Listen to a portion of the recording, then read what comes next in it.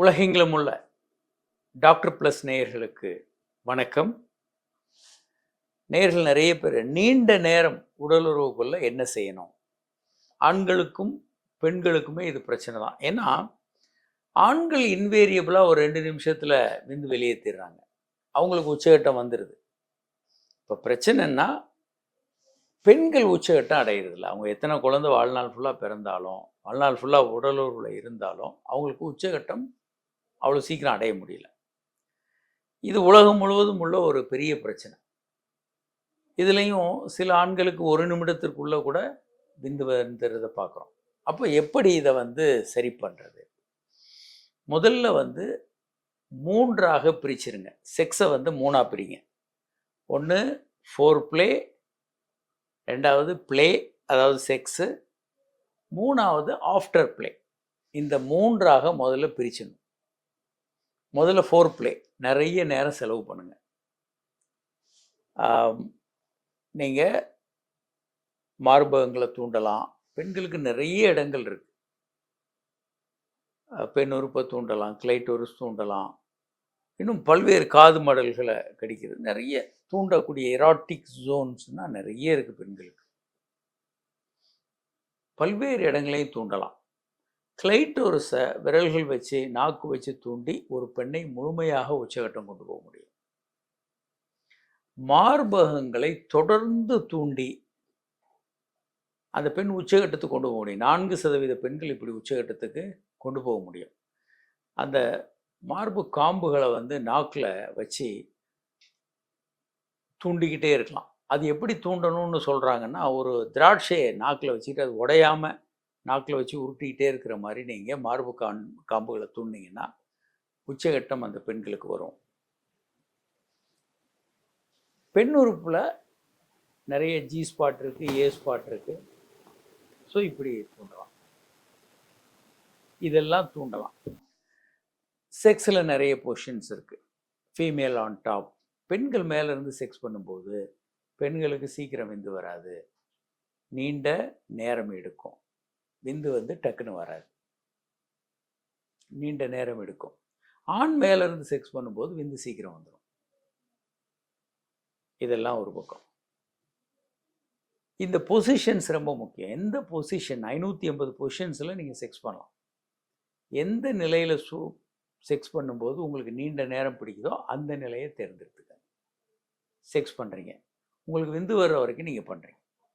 Right, விந்து வந்துடுச்சு, play முடிஞ்சு போச்சு. ஆஃப்டர் ப்ளே அப்படின்னா என்ன? அப்படி திரும்பி அந்த பக்கம் படுத்துடாமல் உங்கள் மனைவி என்னவா இருக்காங்க, அவங்க உச்சகட்டம் அடைஞ்சாங்களா இல்லையா, அவங்க திருப்தியாக இருக்காங்களா இல்லையா, பேசுகிறது தேவைன்னா இன்னும் கொஞ்சம் தூண்டுறது. அவங்க உச்சகட்டம் அடையலை, இன்னும் கொஞ்சம் தூண்டுதல் தேவைன்னா அவங்கள தூண்டுறது. கிளைட்டோரிஸ் தூண்டலாம், மார்பகங்களை தூண்டலாம். அவங்க என்ன விரும்புகிறாங்களோ அதை புரிந்து கொண்டு அதை செய்கிறது. இன்னும் ஒரு கடிலிங்கா இல்லை ஒன்றுமே ரொம்ப வேண்டாம்னா கட்டி பிடிச்சிட்டு கொஞ்ச நேரம் பேசிகிட்டு இருக்கிறது. இப்படி ஆஃப்டர் ப்ளே அற்புதமாக பண்ண முடியும். இப்படி பண்ணுறதன் மூலமாக ஒரு அற்புதமான செக்ஸை நீங்கள் பண்ண முடியும். இதை எப்படி எளிமையாக ஞாபகம் வச்சுக்கிறது? ABCDEF.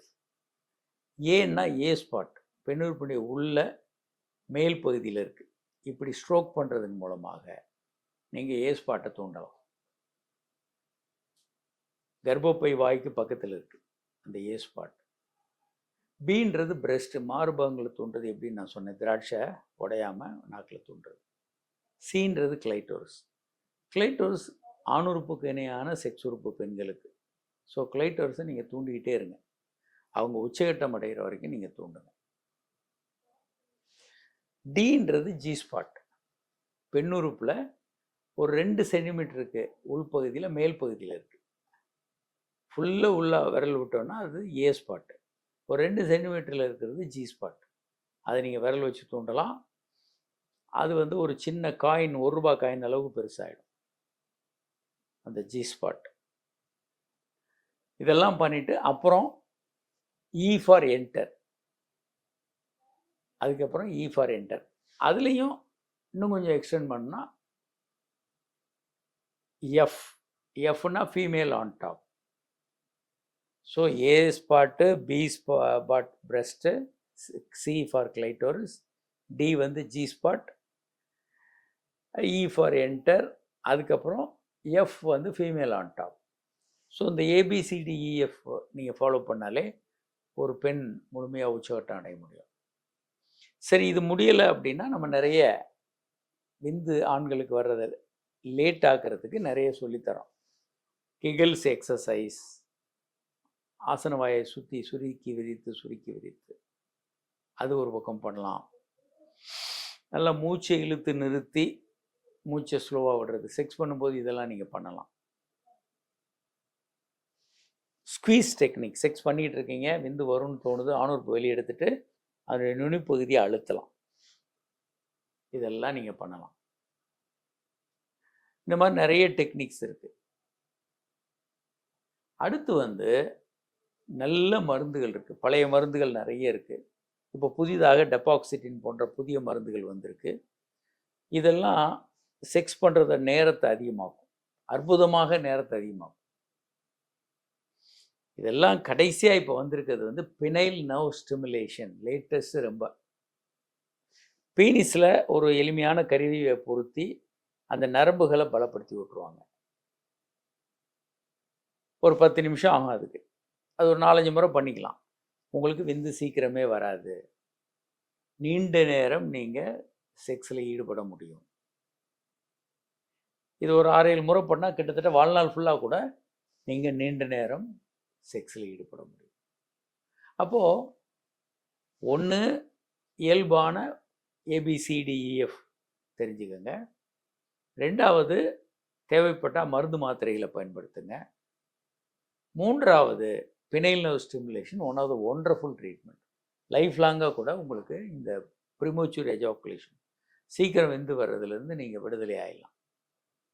இப்படி நிறைய வித்திகள் இதெல்லாம் சேர்த்து பயன்படுத்தலாம், ஒன்றோட ஒன்று சேர்த்து பயன்படுத்தலாம். பொசிஷன், அதே மாதிரி இந்த பயிற்சிகள், கெகல்ஸ் எக்ஸசைஸ், ஸ்குவீஸ் டெக்னிக், மாத்திரைகள், பினைல் நர்வ் ஸ்டிமுலேஷன், இதெல்லாம் கம்பைன் பண்ணி நீங்கள் பயன்படுத்தும் போது நீங்கள் நீண்ட நேரம் செக்ஸ் பண்ண முடியும். அதனால் இதை நீங்கள் கற்றுக்கொள்ள வேண்டிய விஷயம். கற்றுக்கொண்டு எது உங்களுக்கு சரியாக இருக்கோ அதை மாதிரி நீங்கள் செஞ்சீங்கன்னா உங்கள் மனைவி மகிழ்ச்சி அடைவாங்க. பெரும்பாலும் நம்ம என்ன நினைக்கிறோன்னா, செக்ஸில் எல்லாம் பெருசாக கற்றுக்கொண்டு செய்கிறதுக்கு எதுவும் இல்லைன்னு நினைக்கிறோம். அங்கே தான் பிரச்சனை வருது. செக்ஸில் எல்லாவற்றையும் நன்றாக மாற்ற முடியும். நவீன மருத்துவத்துறையில் நிறைய மாற்றங்கள் வந்திருக்கு, புதிய மருந்துகள் வந்திருக்கு, கருவிகள் வந்திருக்கு. இந்த மருத்துவம் நம்ம வாழ்க்கையை சந்தோஷமாக ஆக்கிறதுக்கு தான். எல்லா கருவிகளும், எல்லா விஞ்ஞான முன்னேற்றங்களும் மனிதன் சந்தோஷமாக வாழ்கிறதுக்கு தான். அதை நம்ம பயன்படுத்தணும். நிறைய பேர் வெக்கப்பட்டுக்கிட்டு டாக்டர் பார்த்தா ஏதோ அசிங்கம் அப்படின்னு வீட்டில் படுத்துக்குவாங்க. நீங்கள் அசிங்கம் இதில் என்ன இருக்குது? ஜுரம் வந்தால் டாக்டர்கிட்ட போகிறது அசிங்கமா? அதெல்லாம் கிடையாது.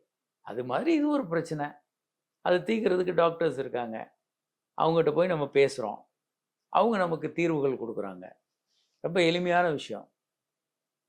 அப்போது உங்களுக்கு பிரச்சனை இருந்ததுன்னா கண்டிப்பாக நீங்கள் மருத்துவர் அணுகுங்க. நீண்ட நேரம் செக்ஸ் ஈடுபட முடியும், உங்கள் மனைவியை திருப்தி பண்ண முடியும். அது ரொம்ப ரொம்ப முக்கியம். பெண்கள் உச்சகட்டம் அடைகிறதுன்றது ஒரு இன்றியமையாத தேவை. முன்னால் ஒரு 100 வருடங்களுக்கு முன்பு பெண்கள் உயிர் வாழ்தலே பெரிய பிரச்சனையாக இருந்தது. இன்றைக்கி அப்படி இல்லை. அவங்க சமமாக வேலை செய்கிறாங்க, சமமாக சம்பளம் சம்பாதிக்கிறாங்க, சமமான இன்பமான வாழ்க்கையை எதிர்பார்க்குறாங்க. அப்போது ஆண்கள் நம்ம வந்து கற்றுக்கொள்ள வேண்டியவர்களாக இருக்கும், பெண்களும் கற்றுக்கொள்ள வேண்டியது இருக்கும். ஏன்னா சில அவங்களுக்கு தெரியலை, இப்போ ஆண்களுக்கும் தெரியாது, வயசானா கல்யாணம் பண்ணி வச்சிடறாங்க.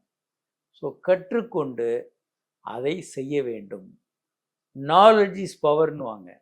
Knowledge is not power.